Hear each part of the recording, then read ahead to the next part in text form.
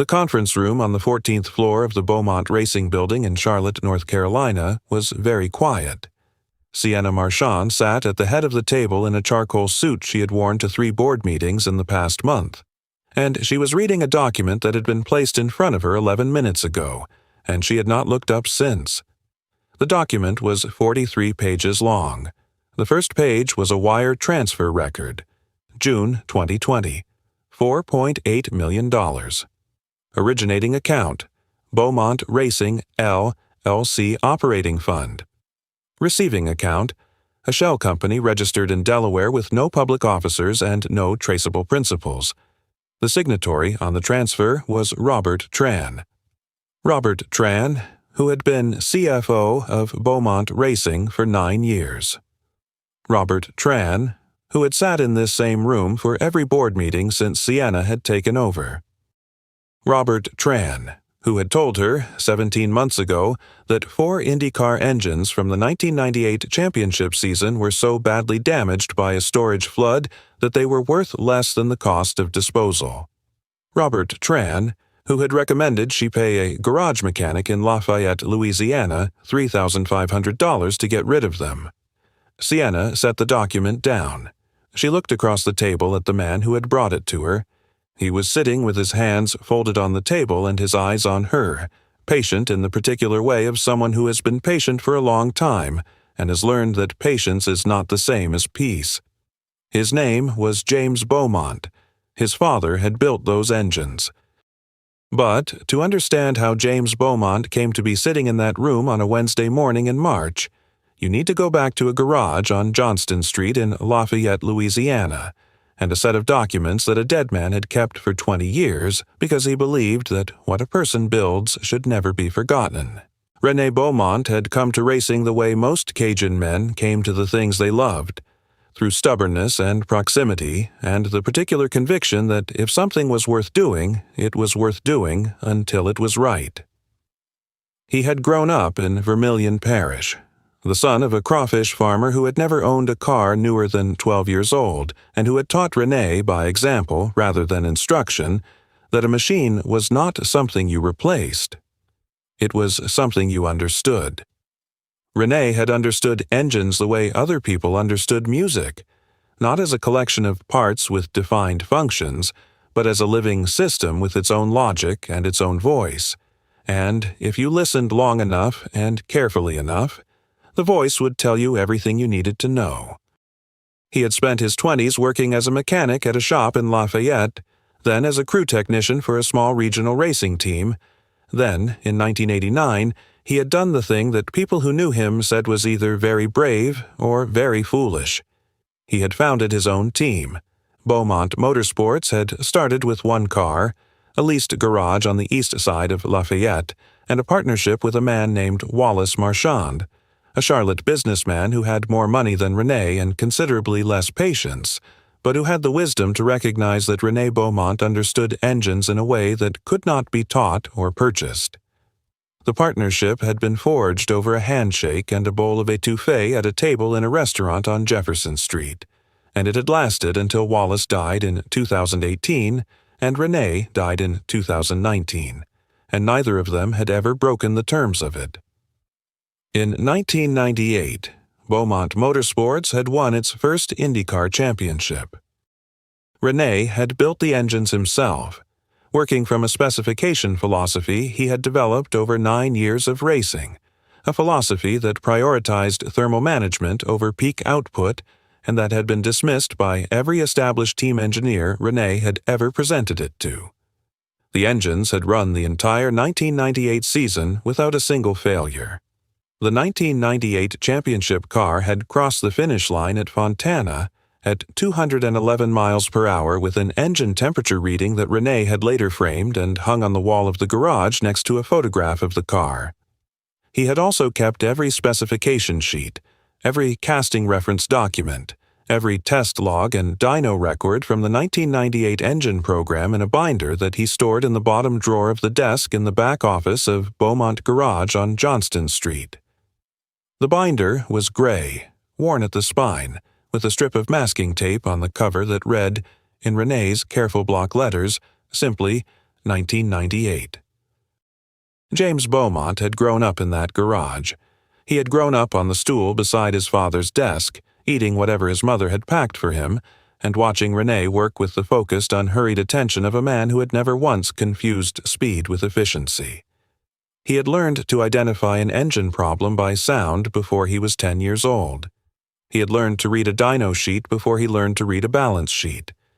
He had followed his father into racing, becoming a crew chief at 24, the youngest in IndyCar at the time, and he had spent 15 years building something alongside the team his father had built. When René was diagnosed with pancreatic cancer in January of 2019, Jimmy had flown home from a race in Phoenix and had not gone back. René died in October of that year at 61, in the house on Pelican Drive where Jimmy had been born.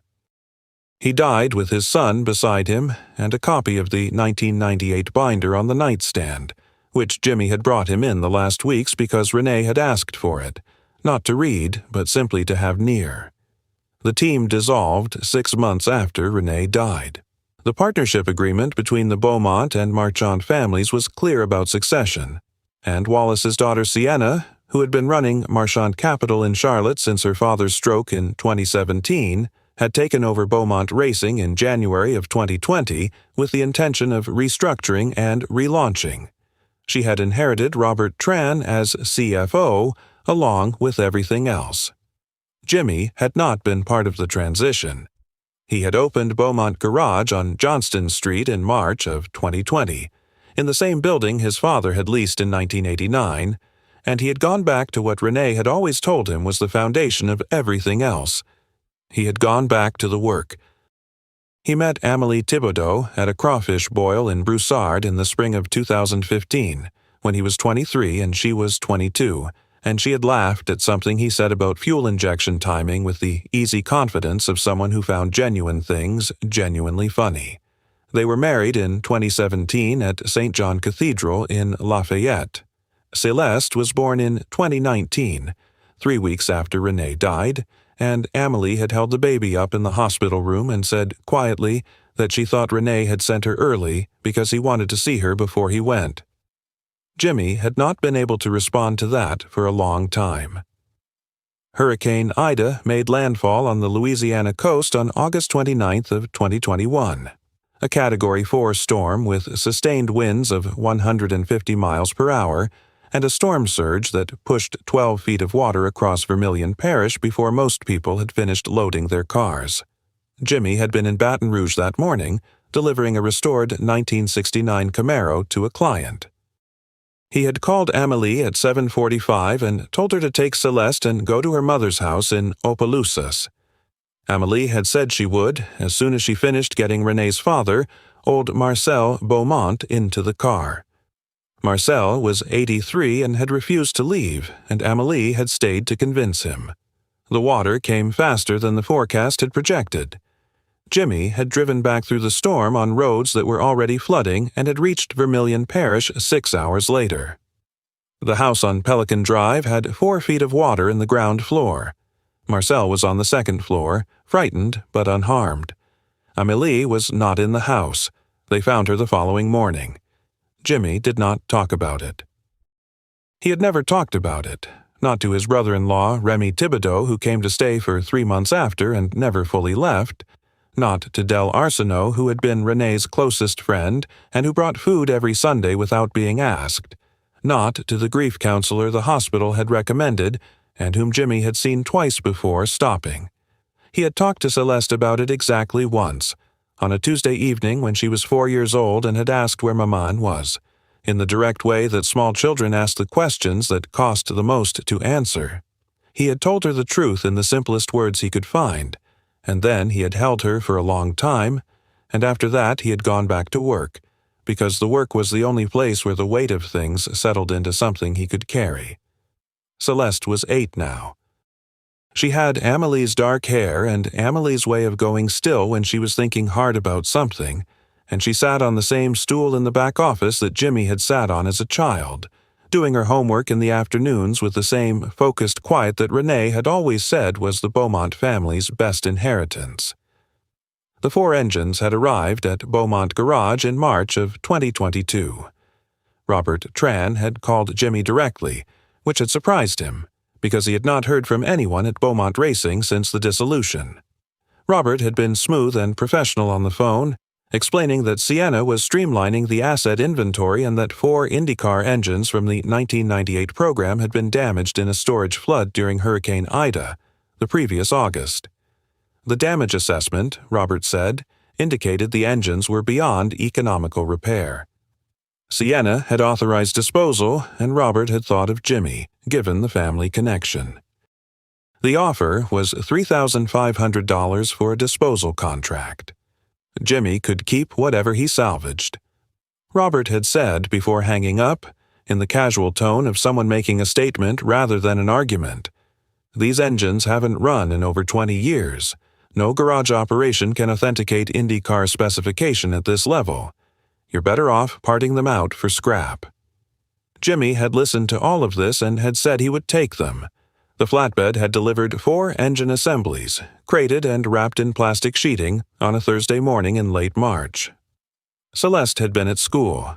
Del Arsenault had been in the garage when they arrived, drinking coffee from a thermos and watching Jimmy sign the delivery manifest.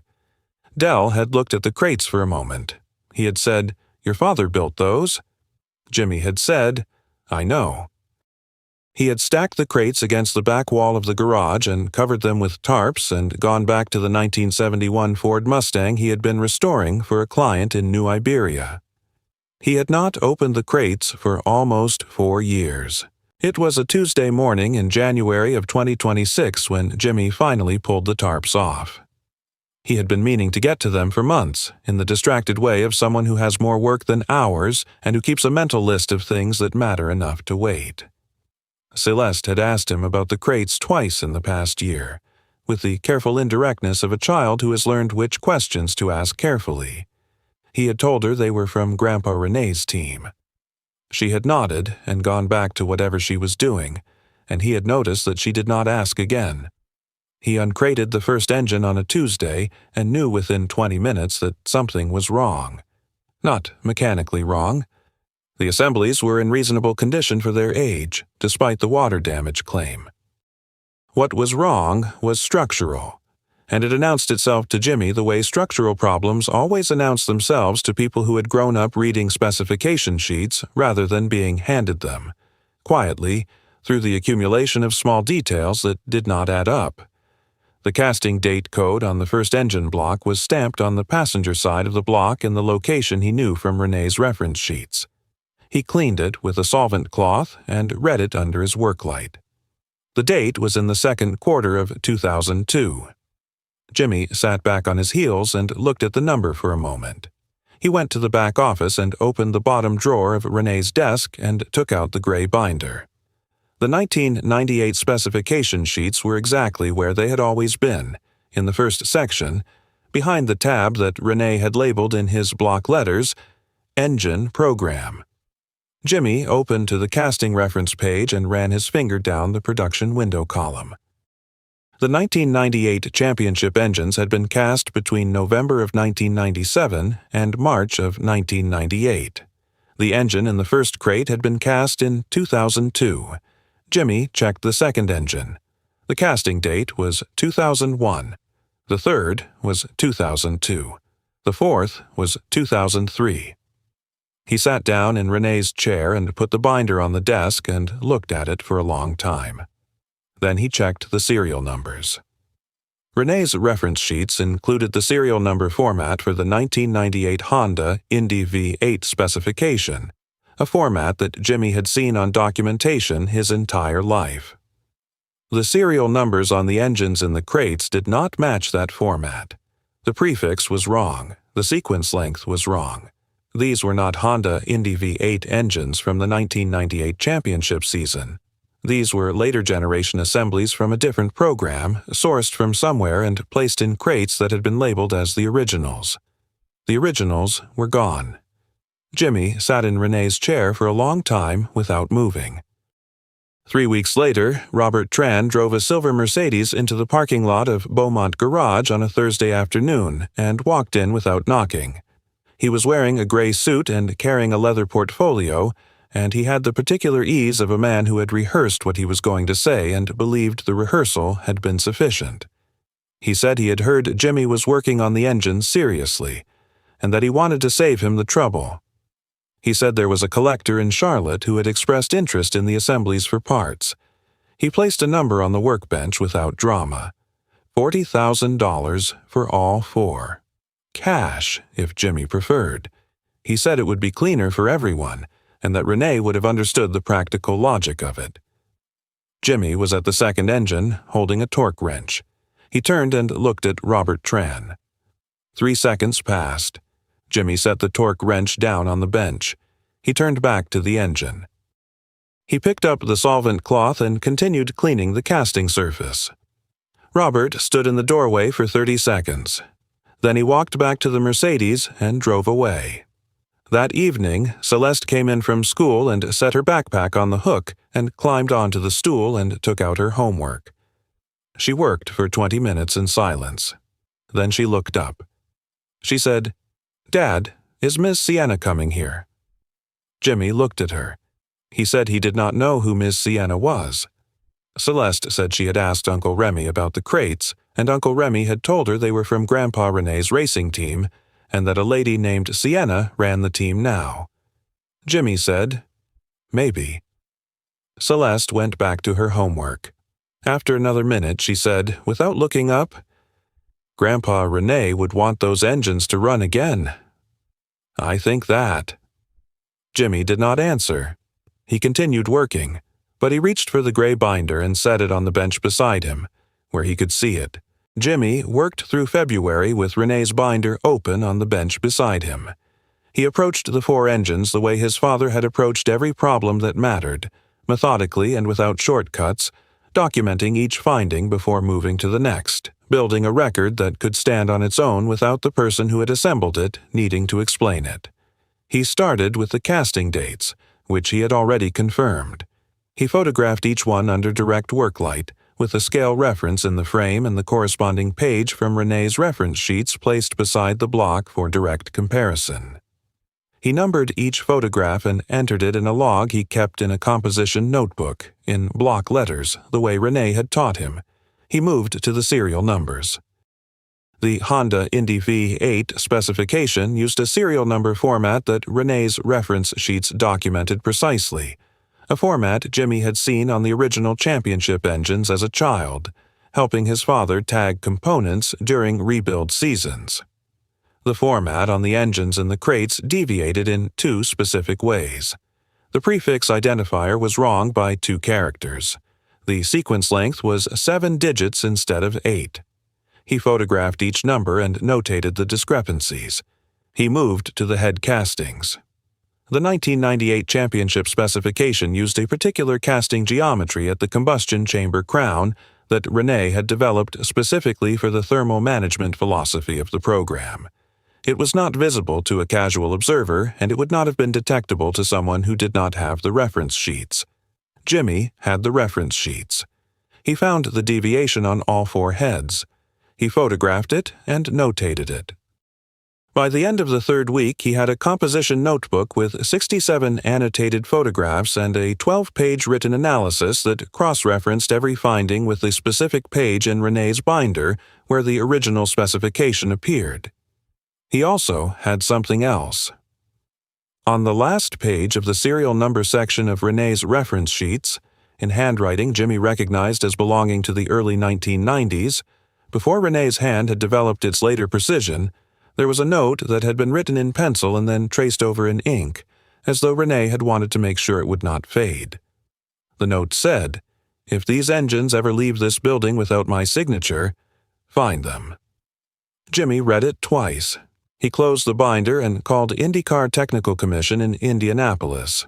The woman who answered was named Dana Reeves. She was the commission's senior authentication officer, and she had worked in motorsport documentation for 22 years. Jimmy explained what he had found. He offered to send the photographic documentation and the written analysis. He told her about René's reference sheets. She was quiet for a moment. Then she said, "Mr. Beaumont, "Can you give me the serial numbers you found on the engines?" He read them to her. She asked him to hold. She was gone for 4 minutes. When she came back, her voice had changed in a way that Jimmy recognized. The shift that happens when a professional discovers that something they believed was closed is not closed. She said, "Mr. Beaumont, those serial numbers appear in a private sale record that our database flagged in December of 2021. The sale was registered by an entity called Beaumont Racing LLC. The buyer was a private collector in Houston. His name is Marcus Webb." Jimmy wrote the name in the composition notebook. He said, "What were the engines sold as?"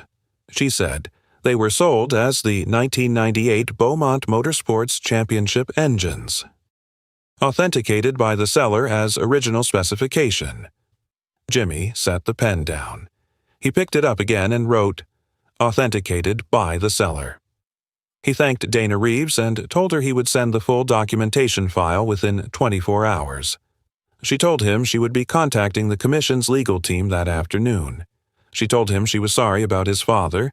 He said his father had kept good records. She said, yes, he did. Jimmy sent the documentation file at 11:47 that night, after Celeste was in bed. He sat at René's desk for a few minutes after he sent it, in the quiet of the garage on Johnston Street, with the work lights still on over the bench and the 4 engines sitting in their crates against the back wall. He opened the binder to the first page.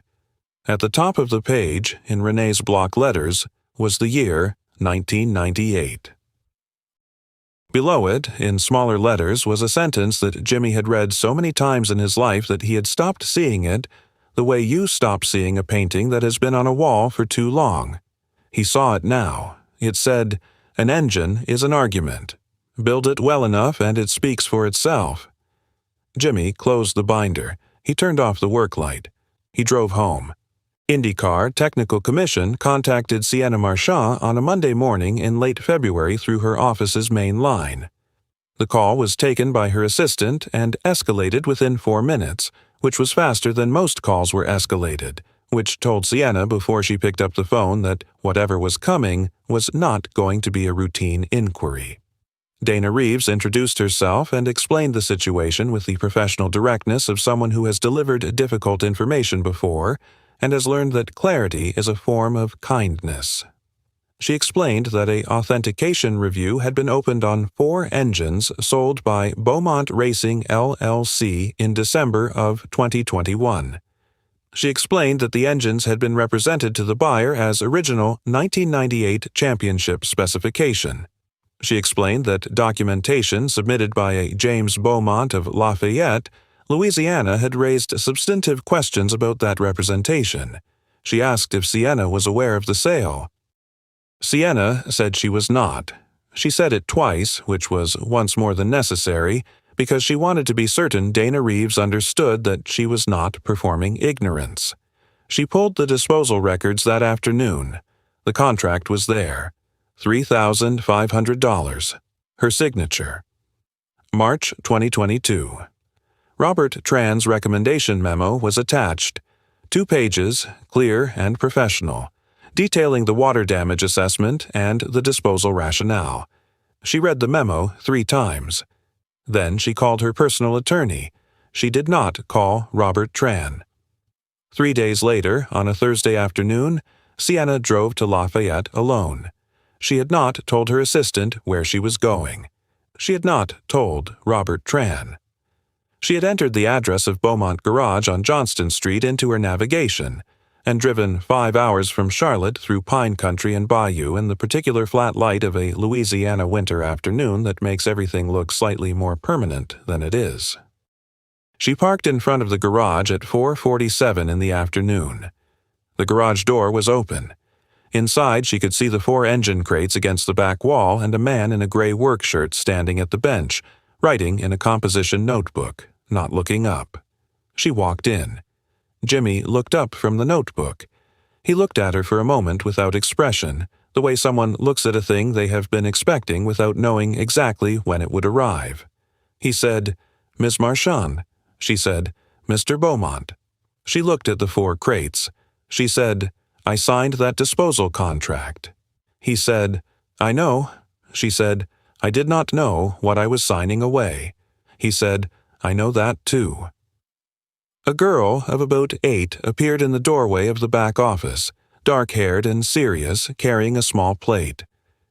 She walked to Sienna with the careful deliberateness of a child who has decided that something is worth doing and has committed to doing it properly. The plate held 2 pieces of pain perdu, the Cajun French toast that Sienna had not eaten since she was a child visiting her father's business partners in New Orleans. The bread was thick and golden and dusted with powdered sugar, and the smell of it was so specific and so unexpected in a garage on a Louisiana winter afternoon that Sienna found herself without words for a moment. The girl said, Mama used to make this when people were sad. I don't know if you're sad, but I made extra. Sienna took the plate. She held it in both hands and looked at it and did not say anything for a long moment. The girl had already turned back toward the office, already returning to whatever she had been doing, with the natural completeness of a child who gives a thing without attaching any requirement to its reception. Jimmy watched Sienna. He said, Her name is Celeste. Sienna said, She looks like she belongs here. Jimmy said, She does. They stood in the garage for a moment in the particular quiet of 2 people who have arrived at the same place from very different directions and are still determining what that means. Then Sienna set the plate down on the workbench beside René's binder and said, Show me what you found. Jimmy opened the binder to the casting reference page. He showed her everything. The board meeting of Beaumont Racing LLC convened at 9 in the morning on a Wednesday in March in the 14th floor conference room in Charlotte. There were 7 board members present. 3 of them had been on the board since Wallace Marchand had founded the company with René Beaumont in 1989. 4 had been added in the restructuring after Sienna took over. Robert Tran was not present. He had been told the meeting concerned a routine financial review and had been asked to submit his quarterly report in advance, which he had done, and which now sat in a sealed folder at the center of the table that no one had opened. Sienna had arranged for Dana Reeves of IndyCar Technical Commission to join by video. She had arranged for the FBI field office in New Orleans to have an agent available. She had arranged for her attorney to be present. She had not arranged for James Beaumont to be present in the conference room, but she had called him the evening before and told him what was happening and asked if he wanted to be there. He had driven up from Lafayette that morning with Celeste in the back seat, who had slept most of the way and woken up in Charlotte asking whether pain perdu was the same as French toast or different. Jimmy had said, different, better. Celeste had said, okay, and gone back to sleep. Sienna presented the evidence in 38 minutes. She presented the IndyCar Technical Commission's authentication findings, which confirmed that the engines sold under the Beaumont Racing name in December of 2021 were not 1998 championship specification. She presented the wire transfer records, $4.8 million from the Beaumont Racing Operating Fund to a Delaware shell company in June of 2020, signed by Robert Tran. She presented the subsequent transfer from the shell company to Robert Tran's personal accounts in 3 installments between July and November of 2020. She presented the purchase record from Marcus Webb in Houston, who had cooperated fully with the Commission and the FBI once the authentication discrepancy had been identified, and who had paid $1.2 million per engine for what he had been assured were the authenticated originals. She presented the documentation package that James Beaumont had submitted to IndyCar Technical Commission. She did not summarize it. She set it in the center of the table and let the board members read it. When she finished, the room was very quiet.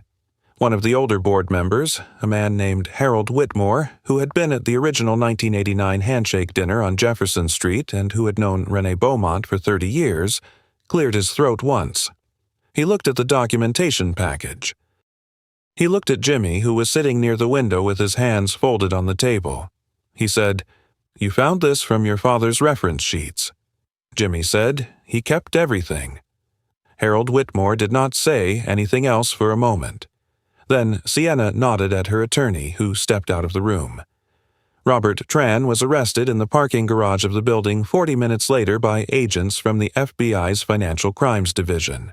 He was charged with wire fraud, embezzlement, and interstate transportation of stolen property.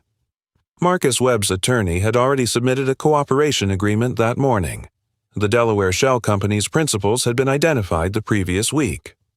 Jimmy was still sitting near the window when Sienna came back into the conference room after the board had finished its formal proceedings. Most of the board members had gone. Harold Whitmore was still there. He walked to where Jimmy was sitting, and he extended his hand. He said, "Your father was the best engine builder I ever knew." Jimmy stood and shook his hand. He said, "He would have said you haven't met enough engine builders." Harold Whitmore laughed. It was the kind of laugh that has a long history in it. Sienna waited until Harold had left. Then she stood across the table from Jimmy and said, "The board voted to reinstate the engine program, with you as chief powertrain engineer, if you want it." Jimmy looked at her. He said, "I have a garage in Lafayette." She said, "I know. We can work around that." He thought about Celeste, asleep in the back seat on the drive up. He thought about the stool in the back office and the composition notebook and the gray binder with the masking tape label. He thought about René's handwriting on the first page. An engine is an argument. Build it well enough and it speaks for itself. He said, "I need to think about it." Sienna said, "Take the time you need." She slid a single page across the table, the terms. He folded it without reading it and put it in his shirt pocket. Then he said, "Ms. Marchand, these are not the 1998 championship engines. The casting dates are wrong by 4 years. The serial numbers don't match the Honda Indy 5.8 specification. My father kept the reference sheets for 20 years. Your CFO sold the originals for $4.8 million. I have everything my father built." Sienna looked at him. She said, "I know. I'm sorry." He said, "The apology belongs to the engines." She said, "Then I'm sorry to them." He picked up René's binder from the table where he had set it down at the start of the meeting. He walked to the door. He stopped. He said, "The program runs on René's specification, the 1998 Thermal Management Philosophy. That's the condition."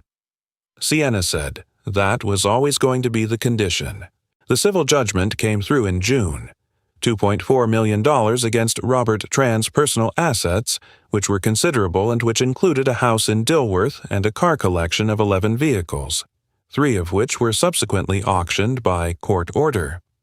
The distribution was handled by an attorney in New Orleans named Camille Broussard, who had been recommended by Del Arsenault and who turned out to be exactly the right person.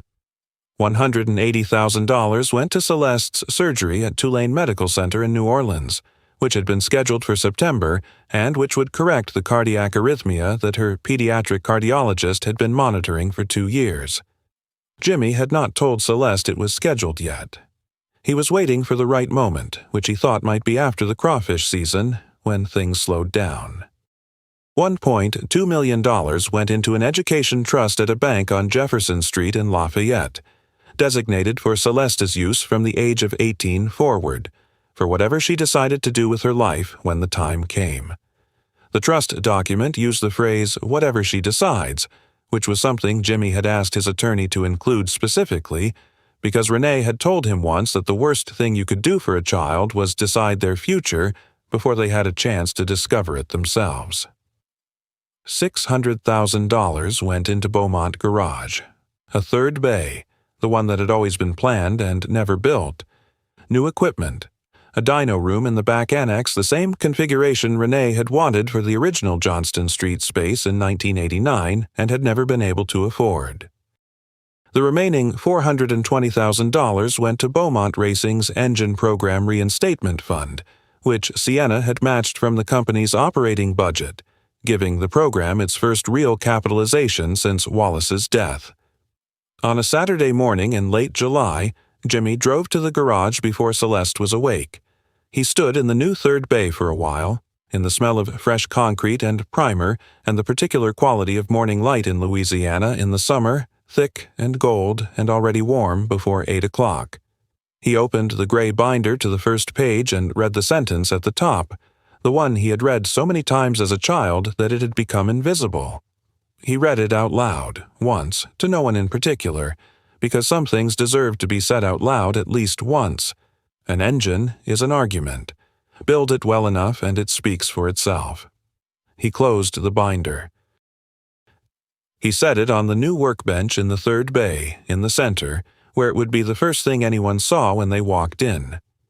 He drove home and made breakfast.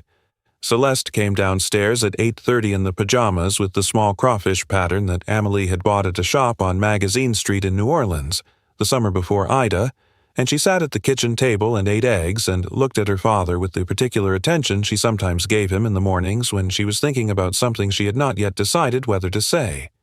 She said, "Dell told me the engines are going back to the team." Jimmy said, "Some of them. We have to build new ones first." She said, "Are you going to build them?" He said, "Yes." She thought about this for a moment. She said, "Grandpa René built the first ones." He said, "He did." She said, "And now you build the next ones." He said, "That's the idea." She ate her eggs. She looked out the window at the yard, where the live oak that had been there since before Jimmy was born moved in the small morning wind off the bayou. She said, "Dad." He said, "Yeah, Cher." She said, "I think Maman would have liked Missy Sienna." Jimmy looked at his daughter. He said, "I think so too, baby." Celeste finished her eggs. She put her plate in the sink the way Amelie had taught her, rinsed and stacked, not just left. She picked up her backpack from the hook by the door. She said, "I'm going to Uncle Remy's."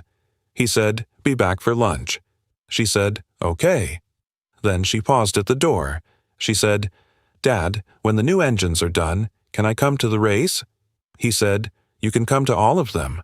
She smiled, the smile that was entirely her own, and that still, after 4 years, arrived like something Jimmy was not fully prepared for, because it was so completely hers, and so entirely unrelated to anyone's grief, and so purely itself.